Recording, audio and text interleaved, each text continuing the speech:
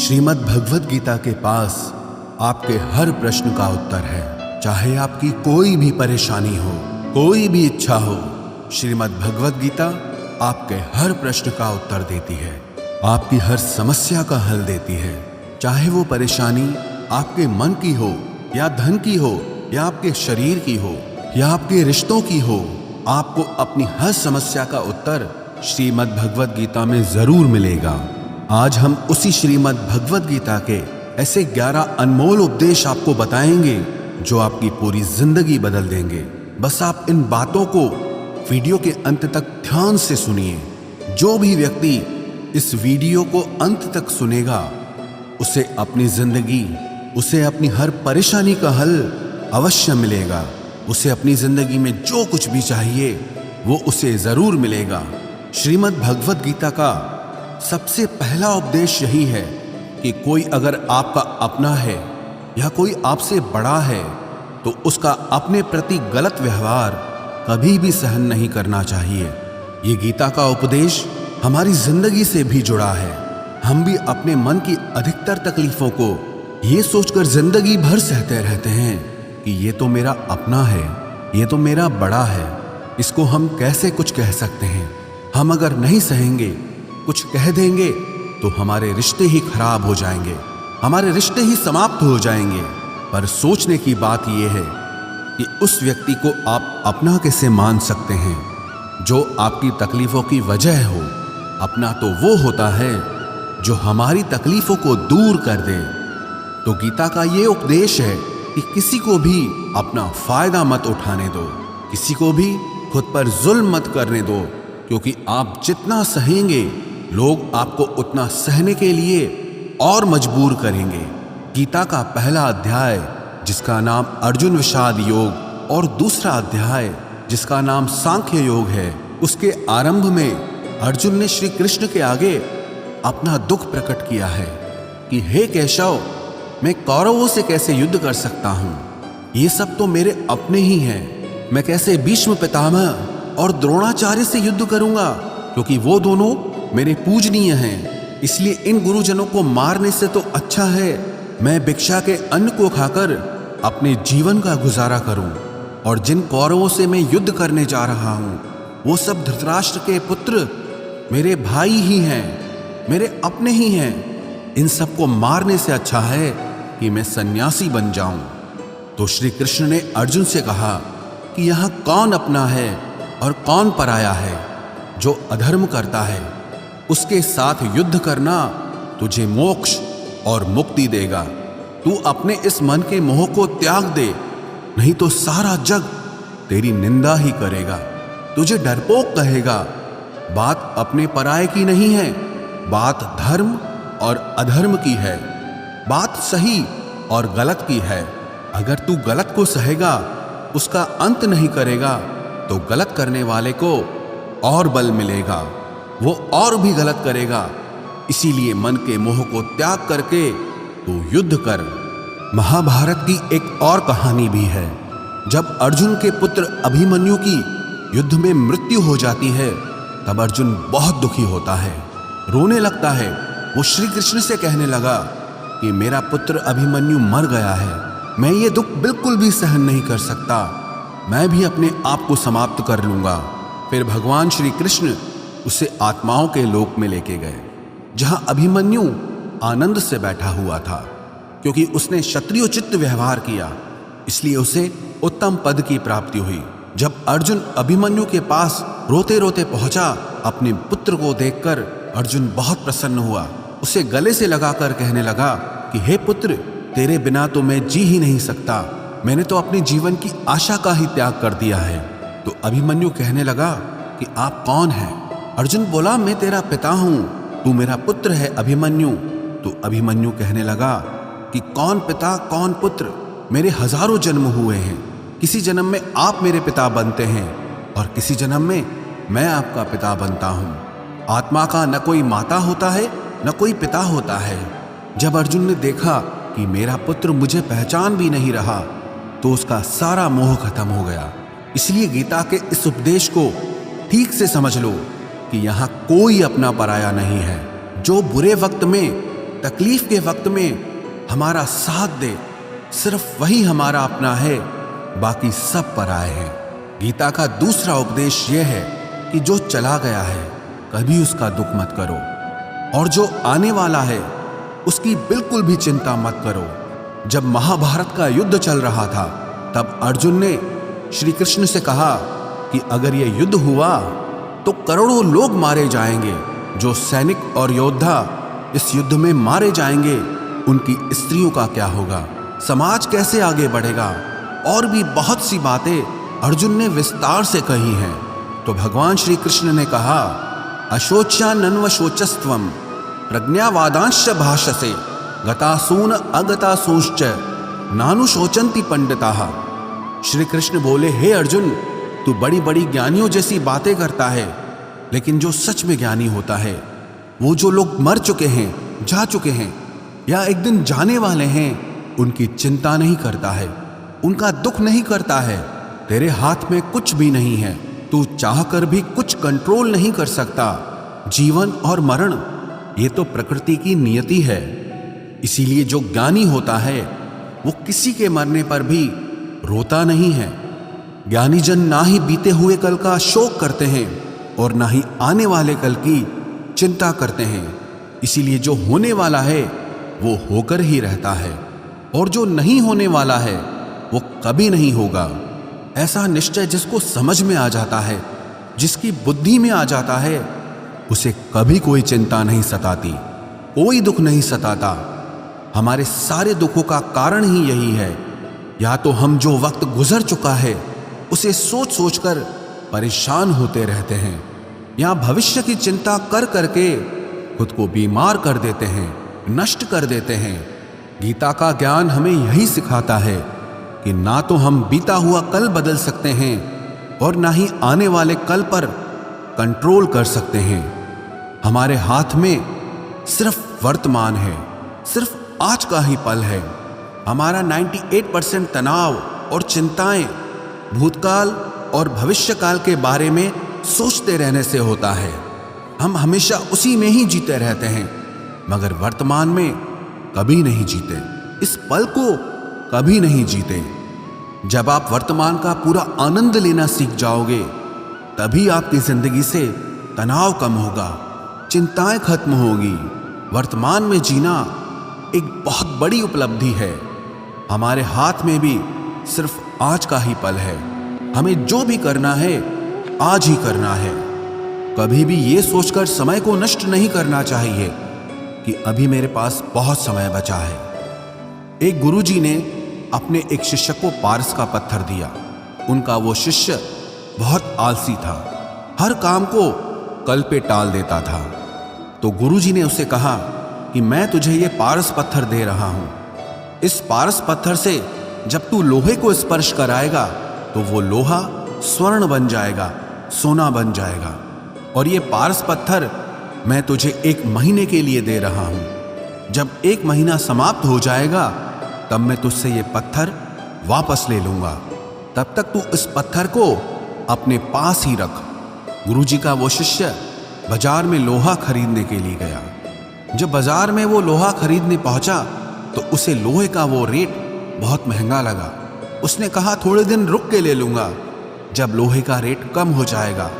पर उसकी बुद्धि में ये बिल्कुल नहीं आया कि इस लोहे को मैं सोना बनाकर बहुत अधिक धन बना सकता हूं। लेकिन उसके मन की सुस्ती, उसके मन का आलस्य, उसकी वजह से उसने उस काम को कल पे टाल दिया।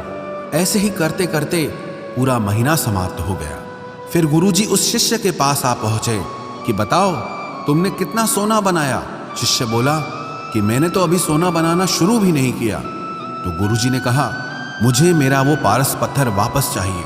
शिष्य बोला कि नहीं, मुझे थोड़ा वक्त दीजिए, मैं थोड़ा सोना बनाना चाहता हूँ। गुरुजी ने कहा कि ये पारस पत्थर पूरा 1 महीना तेरे पास था, पर तू कुछ नहीं कर पाया, लेकिन अब समय समाप्त हो चुका है। ऐसे ही ये हमारा जीवन है, हमारी जिंदगी है, और ये समय ही पारस पत्थर है। हम समय के एक एक पल से अपने जीवन को सोना बना सकते हैं, लेकिन हमें ये लगता है कि हमारे पास बहुत समय बचा है, एक दिन जिंदगी को जी लेंगे, एक दिन जिंदगी में खुश हो जाएंगे, लेकिन वो दिन कभी नहीं आता और हम जिंदगी भर भागते रहते हैं, चिंता करते रहते हैं, दुखी होते रहते हैं, लेकिन जिंदगी को जीना, खुश रहना हम भूल जाते हैं। इसलिए गीता का ज्ञान हमें यह सिखाता है कि आप आज में जीना सीखो, इस पल में जीना सीखो। गीता का तीसरा उपदेश यह है कि मौत से डरना बिल्कुल व्यर्थ है। श्री कृष्ण ने गीता में कहा है कि यह संसार मृत्यु लोक है। जिसका भी जन्म हुआ है वो एक दिन जरूर मर जाएगा। जिसका आरंभ हुआ है उसका अंत अवश्य होगा। हम इसे रोक नहीं सकते। जैसे हम रोज कपड़े बदलते हैं, वैसे ही हमारी आत्मा नया शरीर धारण करती है।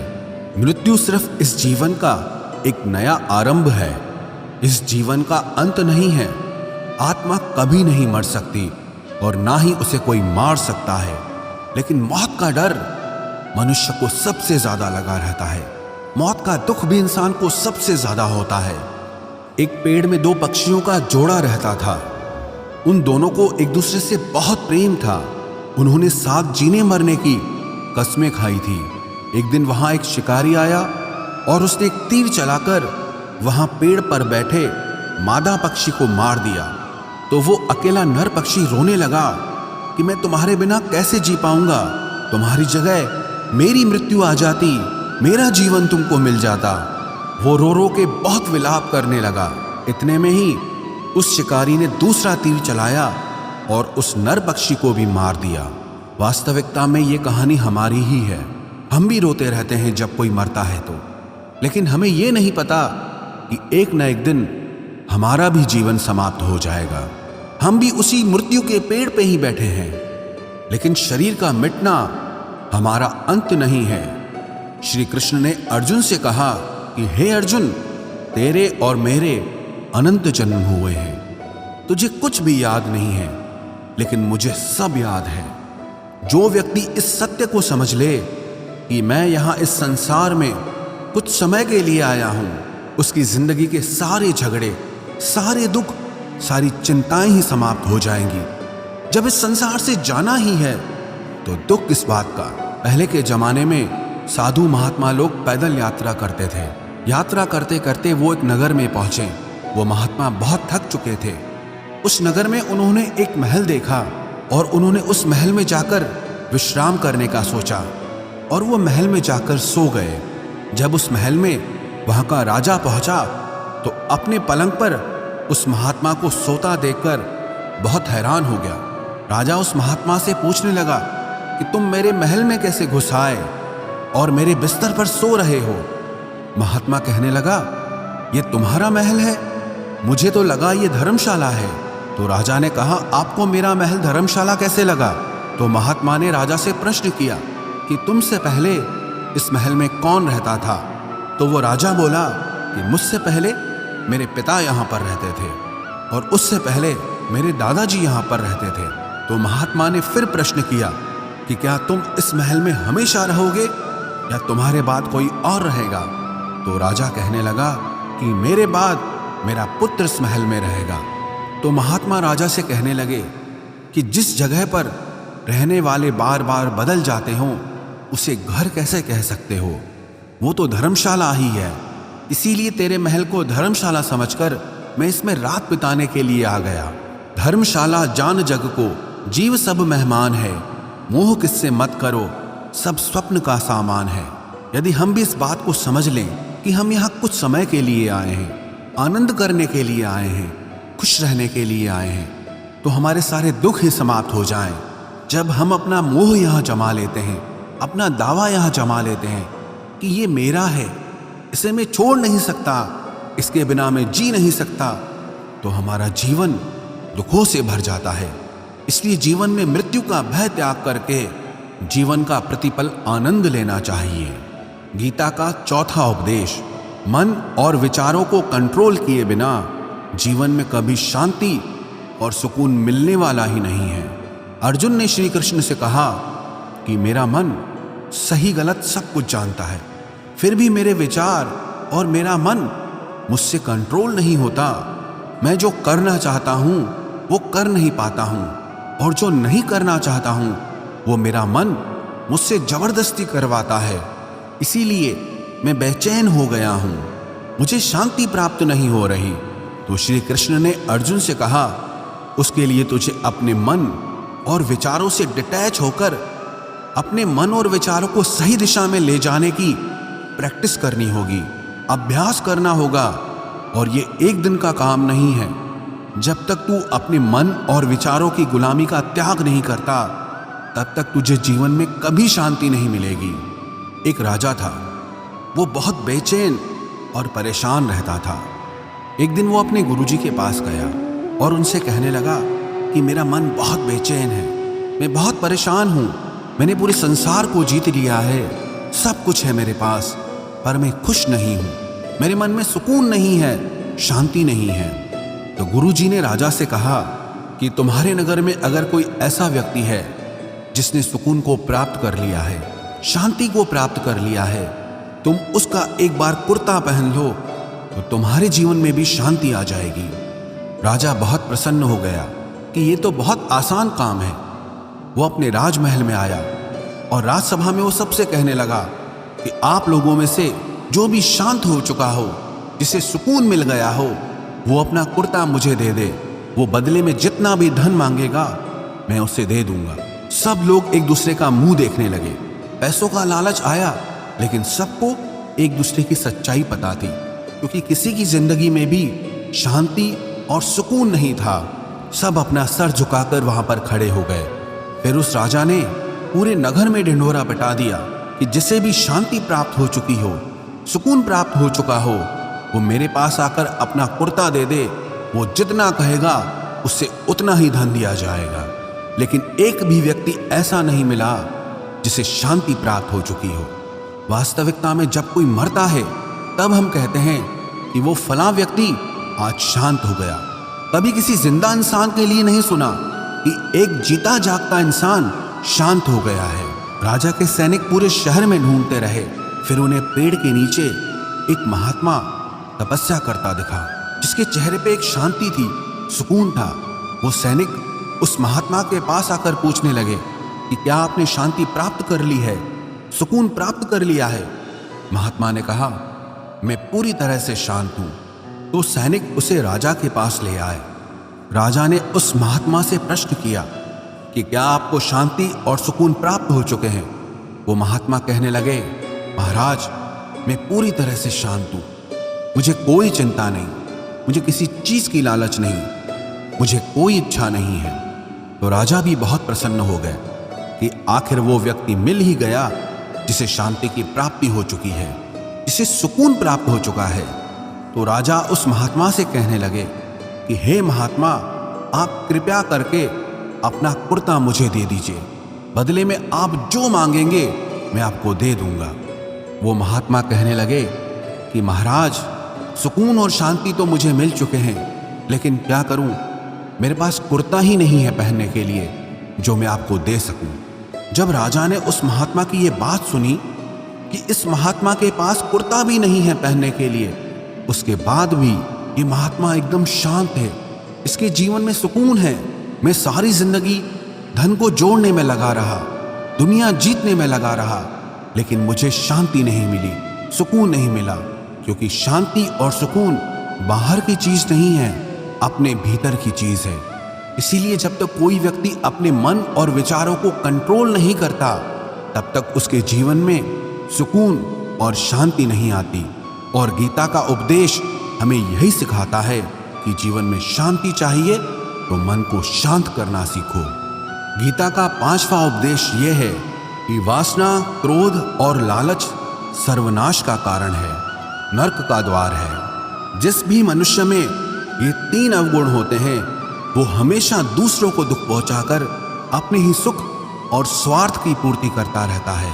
किसी भी चीज की हद से ज्यादा वासना करना और क्रोधी स्वभाव होना और मन में लालच होना उसके जीवन के सुख को समाप्त कर देते हैं, उसके सारे रिश्तों में जहर भर देते हैं। इन्हें नरक का द्वार इसीलिए कहा गया है क्योंकि जिस इंसान में अत्यधिक क्रोध है, लालच है, वासना है, उसका पूरा जीवन जहर से भर जाता है। उसको मरने के बाद नहीं, जीते जी यहीं पर नरक का दर्शन होता है। गीता का छठा उपदेश यह है कि सब भगवान एक ही हैं, कोई छोटा बड़ा नहीं है। सब एक परब्रह्म परमात्मा के अलग अलग रूप और नाम हैं। श्री कृष्ण ने गीता के 10वें अध्याय विभूति योग में बताया है कि जितने भी जगत के देवी देवता हैं वो सब मेरी ही विभूति है। मैं ही शिव हूं, मैं ही इंद्र हूं, मैं ही यक्षराज कुबेर भी हूं, मैं ही अग्निदेव हूं, देवताओं के गुरु बृहस्पति भी मैं हूं, समुद्र भी मैं ही हूं, अक्षरों में ओम भी मैं ही हूं, काल का महाकाल भी मैं ही हूं, सारे जगत का नाश, उत्पत्ति और पालन करने वाला भी मैं ही हूं। श्री कृष्ण ने अर्जुन से कहा कि मेरी विभूतियों का कोई अंत नहीं है, इसलिए सब भगवान, सब नाम, सब देवता मेरे ही रूप हैं। इसीलिए तो किसी भी देव या ईश्वर में कभी भेद बुद्धि मत करना, कभी किसी को छोटा बड़ा मत समझना। और गीता का उपदेश हमें यह सिखाता है कभी भी किसी दूसरे के इष्ट को छोटा नहीं समझना चाहिए, या इस बात पर झगड़े फसाद नहीं करने चाहिए कि कौन बड़ा है और कौन छोटा है। गीता का 7वां उपदेश यह है, सुख की इच्छा ही आखिर में हमारे दुखों का कारण बनती है। श्री कृष्ण ने अर्जुन से कहा कि मनुष्य जितना सुखों की लालसा और इच्छा करता है उतना ही उसकी इंद्रियां सुख भोग में आसक्त हो जाती है, उतना ही इंसान का मन संसार के सुख और आकर्षण का गुलाम बन जाता है। और जितना सुख के पीछे भागेगा उतना ही उसे दुख के अनुभव से भी गुजरना पड़ेगा, क्योंकि ये संसार का नियम ही है। जो चीजें शुरू में मन को बहुत आकर्षित करती हैं बाद में बहुत दुख देती हैं, और जो चीजें शुरू में मुश्किल लगती हैं, कठिन लगती हैं, बाद में हमें बहुत काम आती हैं। गीता का 8वां उपदेश यह है, जो भी मनुष्य दुनिया के सारे सहारे छोड़कर सिर्फ भगवान को ही अपना सहारा मान लेता है, उसकी हर जरूरत वो ईश्वर पूरी करता है। उसकी हर प्रकार से रक्षा वो परमात्मा ही करता है। अनन्याश्चिन्तयो माम ये जनाः पर्युपासते तेषां नित्याभियुक्तानां योगक्षेमं वहाम्यहम्। जो भी व्यक्ति मुझे ही अपना सहारा मानता है उसका योगक्षेम मैं वहन करता हूँ। योगक्षेमं वहाम्यहम् अर्थात जो चीज नहीं मिली है उसकी प्राप्ति कराना उसका नाम योग है, और जो चीज जीवन में मिली हुई है उसकी रक्षा करना उसका नाम क्षेम है। तो श्री कृष्ण कहते हैं जो मुझ पे डिपेंड हो जाते हैं उनको जो चाहिए वो मैं जरूर देता हूँ, और उनकी हर प्रकार से मैं रक्षा भी करता हूँ। गीता का 9वां उपदेश यह है कि इस संसार में हमारा कुछ भी नहीं है। गीता सार में आपने कई बार सुना होगा कि तुम्हारा क्या गया जो तुम रोते हो, तुम क्या लाए थे जो तुमने खो दिया, तुमने क्या पैदा किया जो नष्ट हो गया, तुमने जो लिया यहीं से लिया, जो कुछ भी दिया यहीं पर दिया। जो आज तुम्हारा है कल किसी और का होगा, क्योंकि परिवर्तन इस संसार का नियम है। कल तक जिसके बिना आप जी नहीं सकते थे आज उनसे कोई रिश्ता ही नहीं है, बातचीत तक नहीं है। कहाँ गए वो जीवन भर के सारे रिश्ते, वो सारे मित्र जो साथ जीने मरने की बातें करते थे, आज पता भी नहीं कि वो लोग कहाँ चले गए। ये संसार परिवर्तनशील है, सब लोग यहाँ बदल जाते हैं, हर रिश्ता बदल जाता है, और तो और ये हमारा शरीर भी हर दिन बदल रहा है। बचपन से जवानी, जवानी से बुढ़ापा, और एक दिन ये शरीर हमारा साथ छोड़ देता है। तो किसके लिए रोना और किसकी चिंता करना। हम सारी जिंदगी चीजों को, रिश्तों को, जिंदगी को बनाने में, सजाने में, संवारने में लगे रहते हैं, लेकिन एक दिन सब कुछ बिखर जाता है। सारी जिंदगी जिस संपत्ति, जिन रिश्तों के लिए हम लड़ते रहते हैं, एक दिन सब कुछ छोड़ करके हमें इस दुनिया से जाना पड़ता है। गीता का 10वां उपदेश हमें यह सिखाता है कि किसी से भी हद से ज्यादा मोह कभी मत करना। श्री कृष्ण ने गीता का पूरा ज्ञान ही अर्जुन के मोह को नष्ट करने के लिए कहा है। ये मोह ही है जो इंसान को सबसे ज्यादा रुलाता है। मोह इतना बलवान है कि शेर जैसे इंसान को भी गीदड़ बना देता है। जो अर्जुन युद्ध में देवताओं से भी जीत गया, पर अपने रिश्तेदारों को युद्ध में देखकर उसका हाथ कांपने लगा। वो बोला, हे केशव, मेरे हाथ में धनुष पकड़ने की ताकत भी नहीं बची है, मेरे हाथ कांप रहे हैं, मैं युद्ध नहीं कर पाऊंगा। ये मोह इतना पेनफुल होता है जिसकी पीड़ा ना सह पाने के कारण कई लोग अपनी जिंदगी खत्म कर देते हैं, आत्महत्या तक कर लेते हैं कि उस व्यक्ति के बिना हम जी नहीं पाएंगे। जीवन में किसी से भी हद से ज्यादा मोह करोगे तो जीवन भर पीड़ा का ही सामना करना पड़ेगा। जो व्यक्ति अपने मोह से बाहर नहीं आता, उसका सब कुछ उससे छिन जाता है, उसकी सारी खुशी खत्म हो जाती है।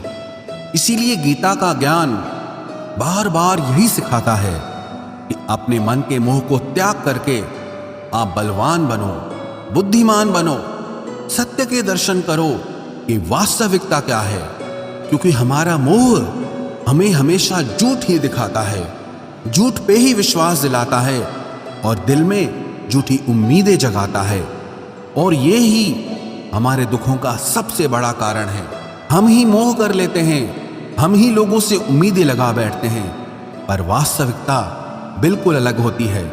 लोग वैसे नहीं होते जैसे हम मान लेते हैं, जैसा हम समझ लेते हैं, क्योंकि मोह के कारण हमें सच्चाई नहीं दिख पाती, लोगों का असली चेहरा नहीं दिख पाता।